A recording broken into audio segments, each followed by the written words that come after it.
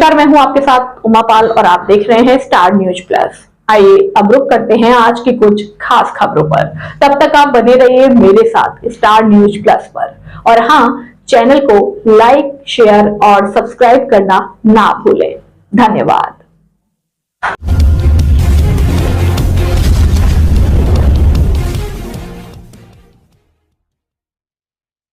As inter college के 111वां स्थापना दिवस पर पुरातन छात्र सम्मान समारोह हुआ आयोजित। एएस इंटर कॉलेज के 111वें स्थापना दिवस के अवसर पर सावित्री देवी खगोल विज्ञान विभाग का उद्घाटन व 200 से अधिक पुरातन छात्र छात्राओं का सम्मान किया गया।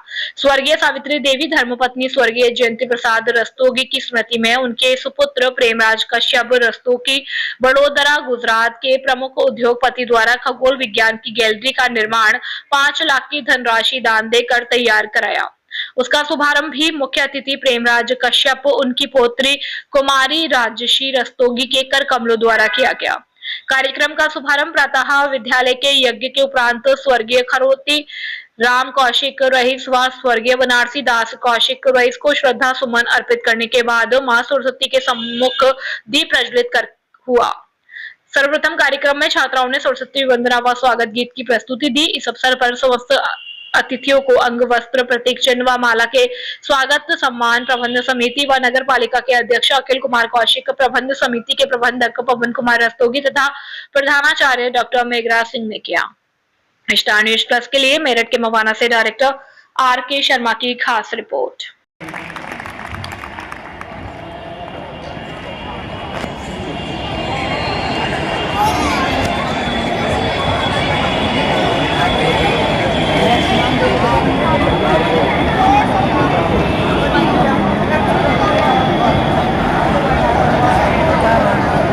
Now I would like to call Mr. Prakash Goyal sir onto the stage. जोरदार तालियों के साथ स्वागत कीजिएगा।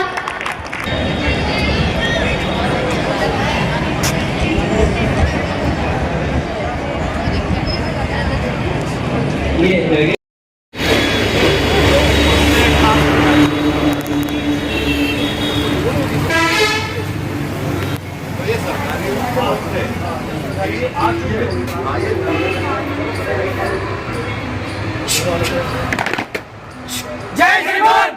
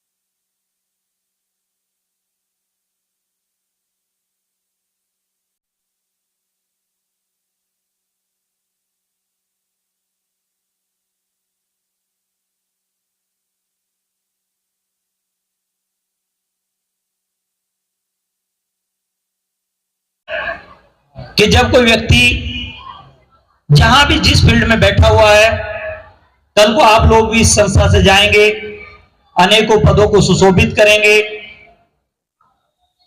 जहां भी आप होंगे वहां से आप अगर किसी भी पद से बैठे हुए हैं, उस पद से अगर कोई भी सहयोग विद्यालय को दिया जा सकता है तो वो भी आपका बहुत बड़ा योगदान है। और सबसे बड़ी चीज वो होती है जब एक विद्यार्थी अपने विद्यालय में आता है और विद्यार्थी जीवन को याद करता है और पुरानी यादें जब ताजा होती हैं तो वो सबसे बड़ा सहयोग हम लोगों के लिए होता है।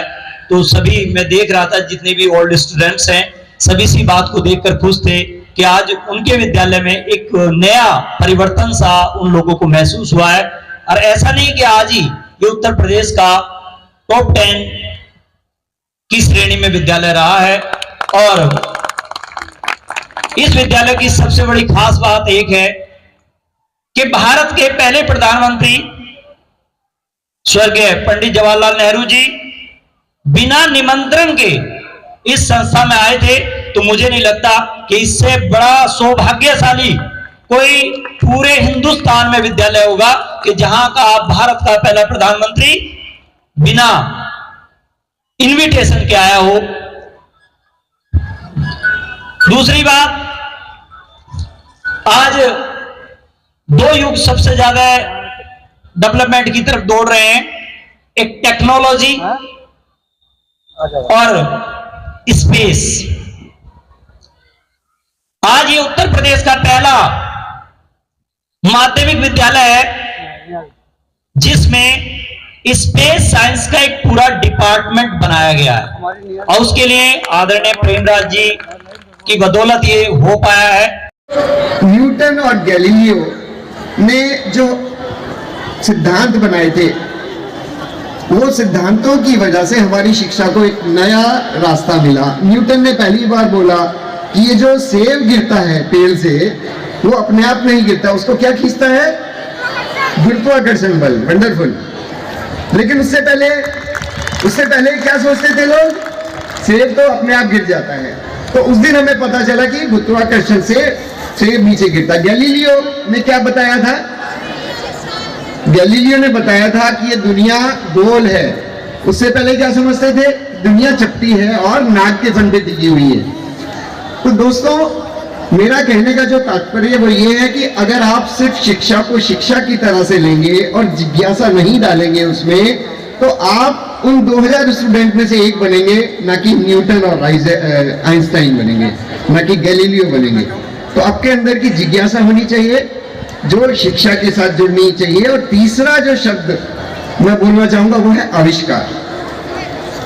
अब आविष्कार आप सब लोग आज जानते हैं, इनोवेशन, स्टार्टअप, नवाचार, बहुत सारे शब्द हैं। इसी तरह से आविष्कार का मतलब होता है किसी चीज को लोगों के सामने लाना, नया उजागर करना, नया काम करना।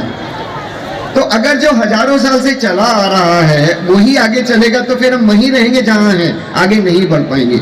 आगे अगर हमें बढ़ना है तो हमारी शिक्षा और जिज्ञासा के साथ इसमें थोड़ा आविष्कार भी डालना पड़ेगा।